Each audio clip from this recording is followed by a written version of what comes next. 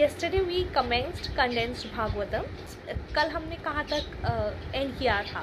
शौनक ऋषिगण ने 6 क्वेश्चंस किए थे सुत गोस्वामी से. द sages said, O सुत गोस्वामी जी,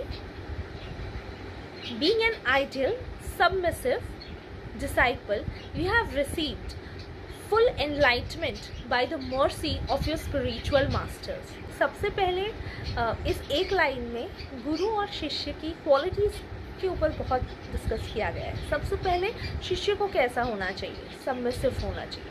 सबमिसिव होना चाहिए बट लेस अवेयरनेस हो ऐसा नहीं होना चाहिए.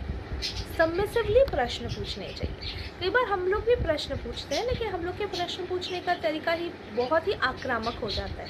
तो हम किसी से भी जब ऐसे प्रश्न पूछते हैं तो क्या होता है कि जो सामने से when we are attacking someone, सामने से जवाब देने वाला भी डिफेंसिव मोड में आ जाता है. ऑब्वियसली ये इंस्टिंक्टिवली तो हर किसी में दिया हुआ है ना.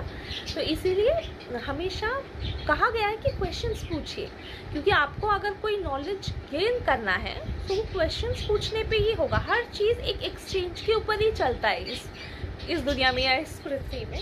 सब कुछ एक एक्सचेंज के ऊपर ही है.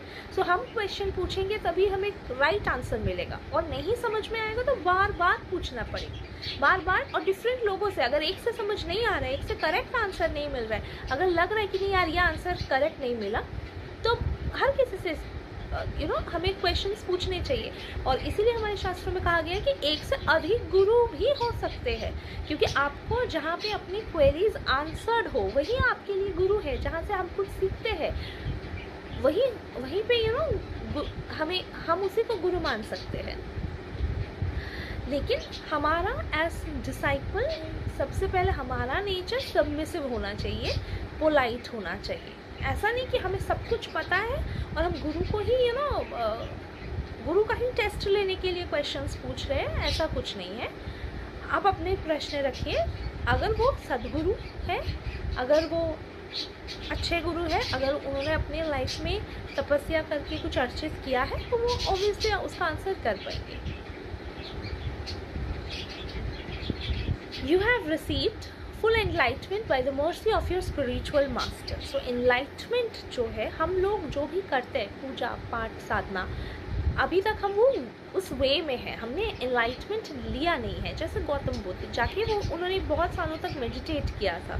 सो उनका रास्ता था, वो उनका साधन था, बट एनलाइटमेंट उन्हें एंड में मिला. मतलब आज भी कोई भी किसी को भी देख ले कि अरे यार ठीक है ये थोड़ा व्रत कर रहा है, ये थोड़ा नाम जप कर रहा है, दैट डजंट मीन कि वो एनलाइटन हो गए. We are trying to be enlighten. और एनलाइटन से भी ज़्यादा है कि यार अपनी लाइफ में एक अच्छी चीज़. आजकल की लाइफ में इतना कंपटीशन, इतनी नेगेटिविटी बढ़ चुकी है कि पॉजिटिविटी भी तो चाहिए ना, सोर्स ऑफ पॉजिटिविटी. अगर 4 दिन आज सिर्फ बारिश हो, सूरज ही ना निकले तो कैसा लगेगा?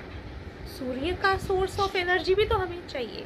सो सोर्स ऑफ पॉजिटिविटी भी हमें चाहिए. तो जब सारा दिन हर किसी से हम compete कर रहे, मैं इससे बेटर हूँ, मैं इससे बेटर हूँ, मैं इससे पर्सनल लाइफ में बेटर हूँ, मैं इससे प्रोफेशनल लाइफ में बेटर हूँ, और पूरी दुनिया को सब साबित करना है हमें. उसके बाद एंड ऑफ द डे रात को अगर एक किताब खोल के अगर एक पन्ना हमें पॉजिटिविटी का अगर हम पढ़ ले तो वो तो हमारे लिए बेनिफिशियल ही है. इसमें हाँ हो सकता है कि एज एक्सचेंज हमें कोई मटेरियल थिंग नहीं मिल रही है या कोई टैंजिबल थिंग हमें नहीं मिल रही है, जैसे सैलरी नहीं मिल रही है या कुछ भी, तो हमें लगता है कि यार ये तो वेस्ट है, इसके ऊपर वेस्ट. लेकिन एजुकेशन किसी भी लेवल पे एक्चुअली वेस्ट नहीं होता है. और एक इंसान ना जिसके पास हो सकता है उतना गाइड करने के लिए लोग नहीं हो, उन्हें बुक्स ही गाइड करती है. आप मटेरियल एजुकेशन ले लीजिए या स्पिरिचुअल एजुकेशन में आजकल गुरु का नाम सुन के भी लोग डर जाते कि कोई ऐसा कोई मिल जाएगा जो सदगुरु नहीं होगा. बहुत लोग हैं यार जो मिसगाइड कर देते हैं. तो वहाँ पे क्या, अगर हमने कहीं ना कहीं गुरु बनाने से पहले भी अगर अपना स्क्रिप्चर्स या बुक्स अगर हमने अच्छे से पढ़ ली हो तो कोई हमें मूर्ख भी नहीं बना सकता है. ये भी फैक्ट है. तो एक हो सकता है कि हमें चलिए कोई अच्छा गुरु मिल गया, लेकिन गुरु भी भगवान की कृपा से मिलता है. तो अगर शुरुआत कहीं से करनी है किसी को गुरु मान के, तो श्रीमद् भगवत गीता, श्रीमद् भागवतम को भी गुरु मानकर प्रैक्टिस शुरू की जा सकती है. हमारी बुक्स ही हमारे पहले गुरु होते हैं। उसके बाद हमें कोई ठीक है मेंटोर मिल गया, अच्छा मेंटोर जो हमें through out life material goals, spiritual goals achieve करने में हेल्प करे, दैट इज़ गुड। बट अगर कोई गुरु अच्छा नहीं मिल रहा है तो किसी आजकल कैसे मिसगाइड करने वाले भी लोग हैं, उनके पास जाने से अच्छा है यार we have Shrimad Bhagavatam with us, we have Shrimad Bhagavad Gita with us, उन्हें क्यों नहीं पढ़ ले? क्यों वो हमारे गुरु नहीं हो सकते? गुरु हमेशा मुझे किसी को वैसा बना के ही क्यों ये करना है? और अगर भगवान की कृपा से कोई अच्छा गुरु आपको मिल जाता है, कोई अच्छा टीचर, कोई अच्छा मेंटोर मिल जाता है, मटेरियल स्टडीज़ हो या spiritual studies, he will help you through. But अगर जब तक नहीं मिल रहा है तब तक तो यही हमारे गुरु हो सकते हैं। हमें क्या ज़रूरत है किसी दूसरे को गुरु बनाने की? तो ऐसा जो लिखा है कि by the mercy of spiritual master, तो हमें भागवत जी की भी मर्सी मिल सकती है। भागवतम तो स्वयं श्री हरि का विग्रह बोला जाता है। तो श्रीमद् भागवतम है, यही मेरे भगवान जी है, यही मेरे गुरु है। कहते हैं कि अगर श्रीमद् भागवतम आपके घर पे प्रेजेंट है तो भगवान का विग्रह ही प्रेजेंट है। भगवान का अगर अलग से विग्रह आपके घर पे नहीं हो तो doesn't matter, because Shrimad Bhagavatam is there. तो ये भागवत जी भी हमारे गुरु हैं। तो जिनके कोई भी आज तक गुरु नहीं है, दीक्षा गुरु नहीं हुए हैं, वो भागवत जी को भी गुरु मान सकते हैं, नो इश्यूज। हमें अपनी लाइफ में ठीक ठीक काम करने हैं, the right thing on the right place at the right time.